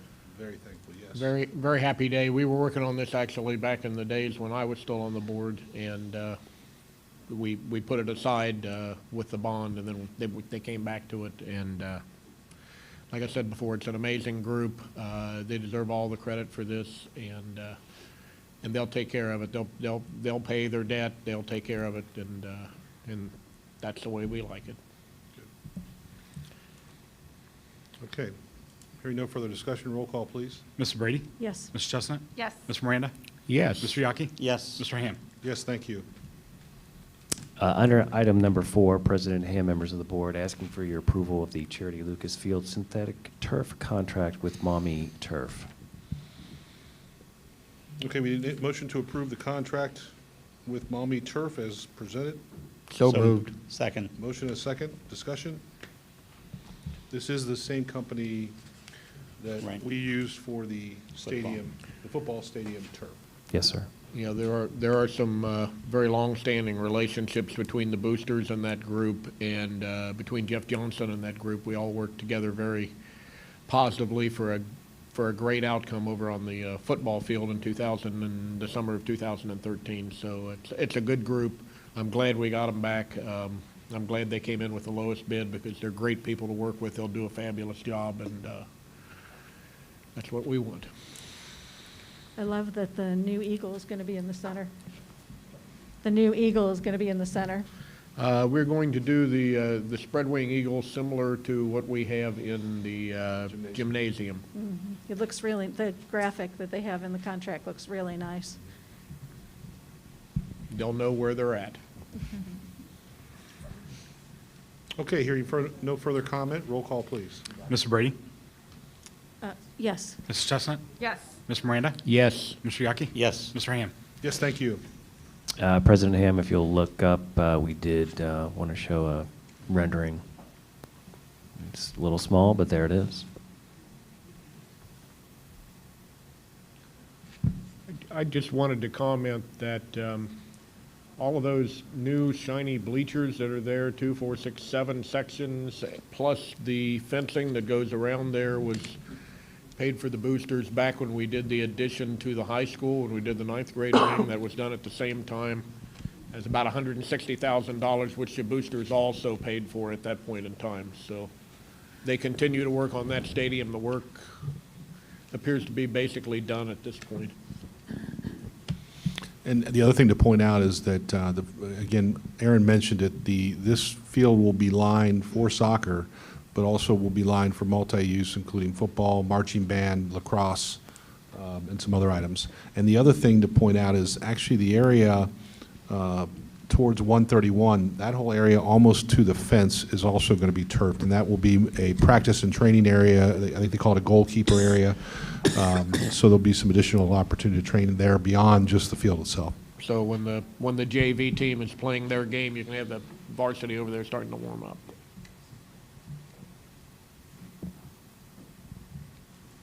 And you don't have to mow the grass. Or grow grass. Item 5. We're done with that. Okay, We're very done. good. Copy that. Under number 5, kindergarten tuition, I'm asking for your approval of the continuation of the full-day tuition kindergarten program for the 22-23 school year.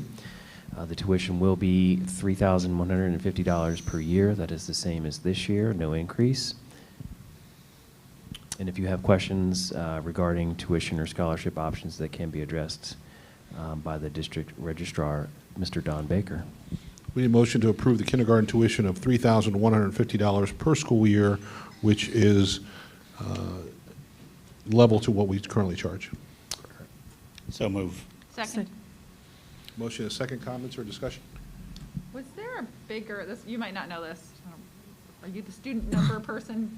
Was there a bigger kindergarten class this year? Yes, there was a bigger kindergarten class this year. Because of Yes, COVID people last held year. their students out last year, correct? But then, so next year, we think maybe it'll go back to previous, Yes. or whatever crystal ball we have. And we probably have more sixth grade kindergartners this year. Is that right? Or sorry, 6-year-old. Yes, yes. That's We good. we have about 70 extra kindergartners this year. Okay. Any other comment? Hearing none, roll call, please. Mr. Brady? Yes. Mrs. Chestnut? Yes. Mr. Miranda? Yes. Mr. Yaki? Yes. Mr. Hamm? Yes, thank you. Moving on to item G, our Human Resources Business, Superintendent John Spicer. Thank you, President Hamm. Members of the board, under item 1, administrative personnel approvals, asking for your approval of item A, resignation of Wendy Planica. Motion to approve item 1A1 as presented. So moved. Second. Motion and a second. Discussion? Just want to thank Wendy for her time here. She's done a great job, especially when we were going through the bond, getting things out so people could understand them. And we're going to miss her, but she's going home to Lebanon, so she'll be back in her home country, and we wish her the best. She did a wonderful job while she was here. Thank her tremendously, and yeah, wish her the best in Lebanon. Yeah, ditto. Thank you, Wendy, if you're watching. We appreciate everything you've done for our Milford School District, and wish you well at Lebanon.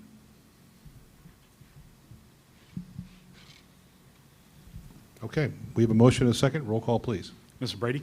Yes. Mrs. Chestnut? Yes. Mr. Miranda? Yes. Mr. Yaki? Yes. Mr. Hamm? Yes, thank you. Under item 2, certified personnel approvals, asking for your approval of the following certified resignations, items 1 through 3. I would also like to thank Julie Darlin and Pam Kohler for all of their years of service as they retire. We need a motion to approve items A1, 2, and 3 as presented. So moved. Second. There's a motion and a second. Comments or discussion? Where does the process for the new drama teacher and? Yes, I can, so we have someone ready to go. Mr. Kaufman, Dr. Arnold, Jenny Berkeley, and Paul Daniels all did interviews this week. Josh Kaufman is going to transition that person in, I believe tomorrow. It's a he, so he will be working with Josh to transition tomorrow, meet the students, and then will be with us for the rest of the year. He will be hired through Sub Solutions, so that's why you don't see that on here. Oh, So that okay. person will be hired through Sub Solutions for the rest of the year. We will post. And the supplemental will be recommended for January, since the supplemental piece, which he has agreed to, will be part of the Milford, as a Milford employee. Okay, That will so, come on in January. so he'll be a long-term sub this year? Yes. Correct. And And we'll then- reopen that position in the spring when we begin staffing for 22, 23. Okay, good. Yeah, we have great pool of. Great pool of candidates. candidates, so. Yep. Any other comments? Hearing none. Roll call, please. Mr. Brady? Yes. Mrs. Chestnut? Yes. Mr. Miranda? Yes. Mr. Yaki? Yes. Mr. Hamm? Yes, thank you. Under item number 3, exempt personnel approvals, asking for your approval on item A, mental health interventionists for the junior high. Motion to approve item 3A1 as presented. So moved. Second. There's a motion and a second. Comments? This is a new position, am I correct? This is new. This is in addition to the junior high. Yes and no. All right, so the yes and no is that Clayton is going to be filling in at the junior high school-based day treatment center. So he'll be filling in there in that position. That's already a current position. And then once we can hire someone for that position, which is through Best Point Children's Home, Clayton will come out, and then Clayton will be working with elementary students half day in each. They'll have half a day of treatment, mental health services with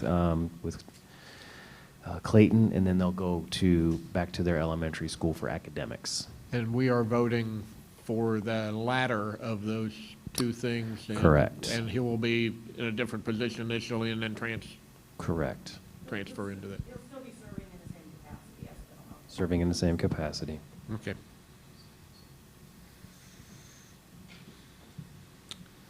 Hearing no other comment. Roll call, please. Mr. Brady? Yes. Mrs. Chestnut? Yes. Mr. Miranda? Yes. Mr. Yaki? Yes. Mr. Hamm? Yes, thank you.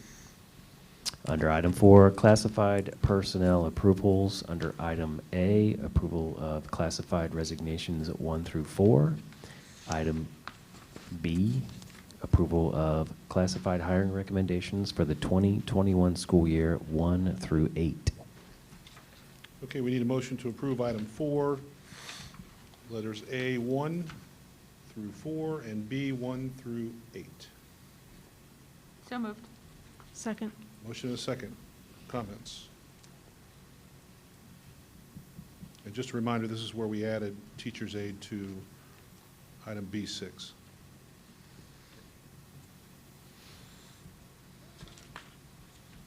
Hearing no comments, roll call, please. Mrs. Brady? Yes. Mrs. Chestnut? Yes. Mr. Miranda? Yes. Mr. Yaki? Yes. Mr. Hamm? Yes, thank you.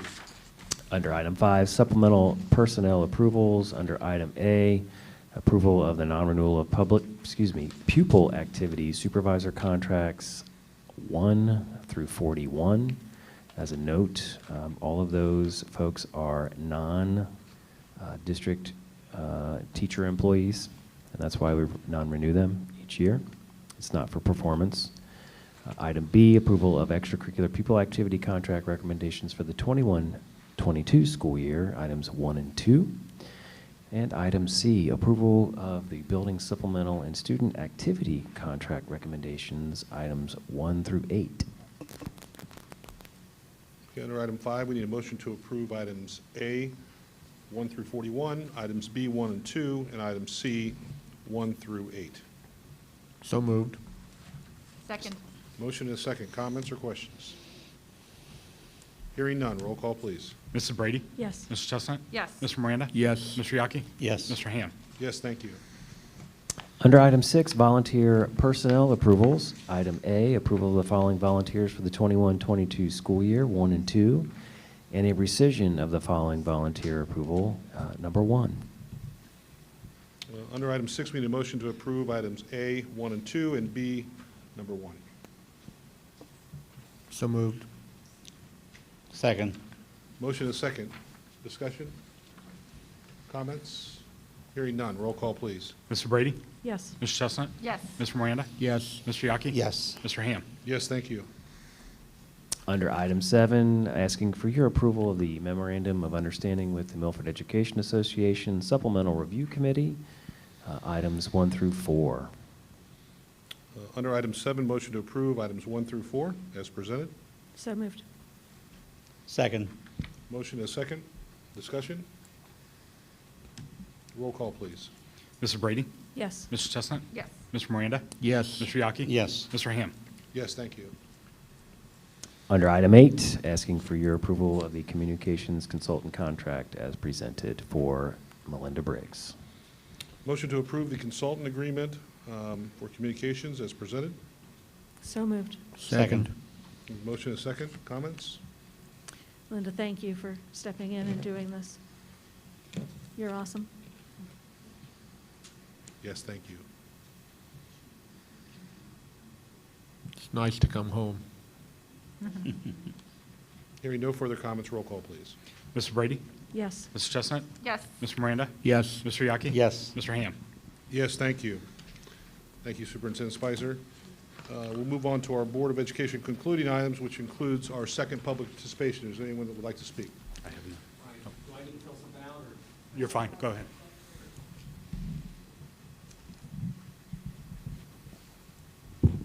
So it's the first time I've seen most of you in a couple months. Can you state your name? Sorry. Can you hear that? Is that better? Okay. It's the first time I've seen most of you in a couple months. Sorry, can you start by stating your name again? Yeah, Jerry Combs, 595 Lodgepole. Thanks. I didn't hear that. It's the first time I've seen a few of you in a couple months. I just want to make a couple comments. Mr. Yaki, you've been pounded tonight by age. You look pretty good for 110. I mean, you look phenomenal. Really quickly, for the 3 outgoing board members, thank you. It's long hours, sometimes thankless, and I know we're stepping into some big responsibilities, so I just want to say personally thank you. I think most of you know I'm going to be stepping into one of those roles thanks to a lot of support from this community. And a lot of you don't know this, but I was severely ill for most of it. You didn't see me for a reason. I'm back today. I'm recovering nicely. For the past couple weeks, my recovery's accelerated like never before. I'll be back on my feet officially. Thanks, Randy. I'll be back on my feet officially by January 1 for sure. These campaigns are tiring for anyone that's ever run for anything. It really is. I have a lot of people to thank. The support's been outstanding for the folks that voted for not only us, but really weren't a part of this district, that continue to offer amazing support via phone, text, emails to me while I candidly was on my back. There's a lot of folks that are in this room that had signs in their yards that said Jerry Combs. Thank you. There's a lot of donations that happen to our campaign. I can't thank you enough. We can't do it without that. That's a part of what I wanted to do today, is just say thank you very much for all the folks that supported me, and most importantly, my family. I'm really close to my family, my wife Shannon, my daughter Colette, and my son that you've seen up here several times and at other forums representing me, Corey Combs. He's a rock star campaign manager. I can't say enough about him. Super proud dad. He's got a bright future, and I just can't thank him enough. And lastly, to make this really short, Ms. Brady, you mentioned something tonight that's a bit interesting to me, and I just want to dig in a little bit more. I assure you the rest of the board members are going to take a little bit closer look at what Ms. Brady mentioned tonight, Mr. Spicer, about the review. In my experience, and there's a lot of it in corporate America, performance reviews lead to raises. Good ones get better raises, average ones get average raises, and poor ones get zero, or sometimes performance plans, et cetera. I don't know what's in this review. I intend to look at it, and I just want to make sure that the raise is warranted. 4 of us think that it is. I can't disagree with it. I haven't seen it, but I'm just committing to the community that I'm going to take a look and make sure that we did the right thing here. And if we did, I applaud a raise. I give them all the time to folks that deserve it. So I hope it's the case. I can't wait to dig in, and I'll be ready January 6th. I think that's our installment date. Technically, January 1, you take office. I take off. Well, don't push me too quick. We'll call you on January 2nd. But I believe the 6th is when we're sworn in. We're really looking forward to it, and I'm here to serve the community. So thank you very much. Thanks.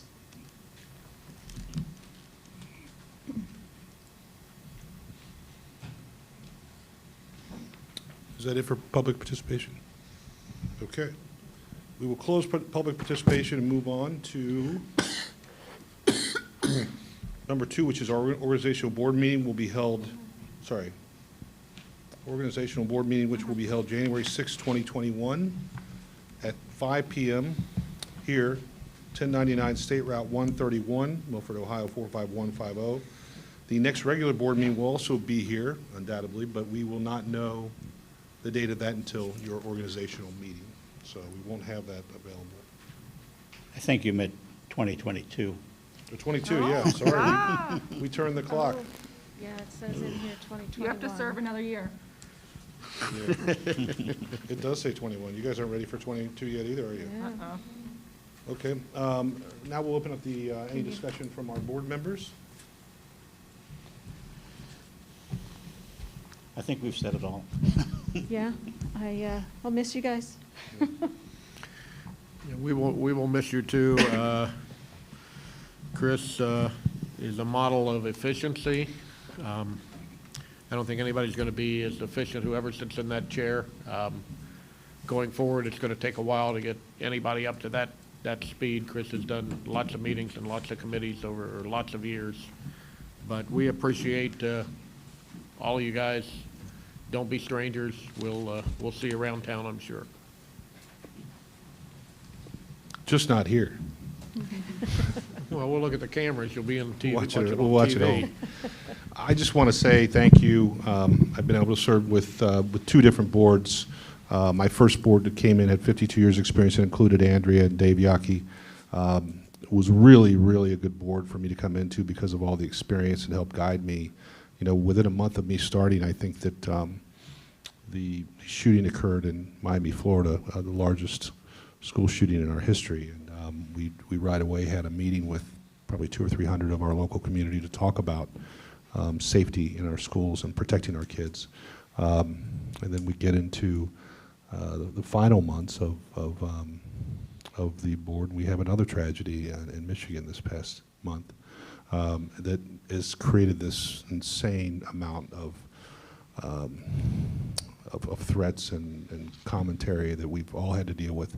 But I am very proud of the fact that as a community, as a school district, we are getting as much information out to our parents as quickly as we possibly can during a very difficult time. The second board included Dave and Emily, also very good for these 2 years, but a very, very difficult year. When I agreed to accept the role as the president of this board in January of 2020, nobody knew what was coming around the corner with the pandemic and the number of changes to our school district. But I'm proud of the fact that we've been able to manage through that with some bumps in the road. We didn't always do it perfectly, but we got kids as much as we can get to them and engage them in different ways and more creative ways. I'm proud of so many things that we did, from some of our financial changes, working to increase our cash reserves, our curriculum. I had a chance to work with Nancy House's administration for a year and a half and enjoyed that, especially some of the stuff that we brought out, the rebranding, the portrait of an eagle, and then for the past 2.5 years, and 2 years of that as your board president with John and his team. And I'm just really proud of everybody that's put the time in to make this thing work, and all of the successes we've had. And I will miss that. I think it's time to move on. I'm excited for our new board members. I want to welcome them, a fresh set of eyeballs to take a look at things a little bit different. And then lastly, I want to thank our building principals and our teachers. That's where things really happen. That's where things really worked for us during these last 2 years, and I can't say enough about them. So, and I'll miss you guys. Thank you. I know where you live. Thank you. You do.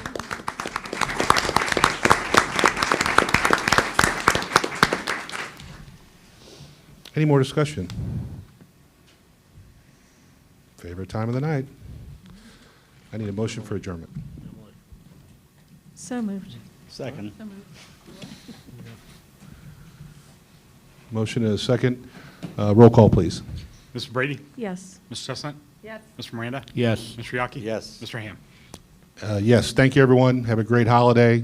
Appreciate you coming out tonight, and God bless.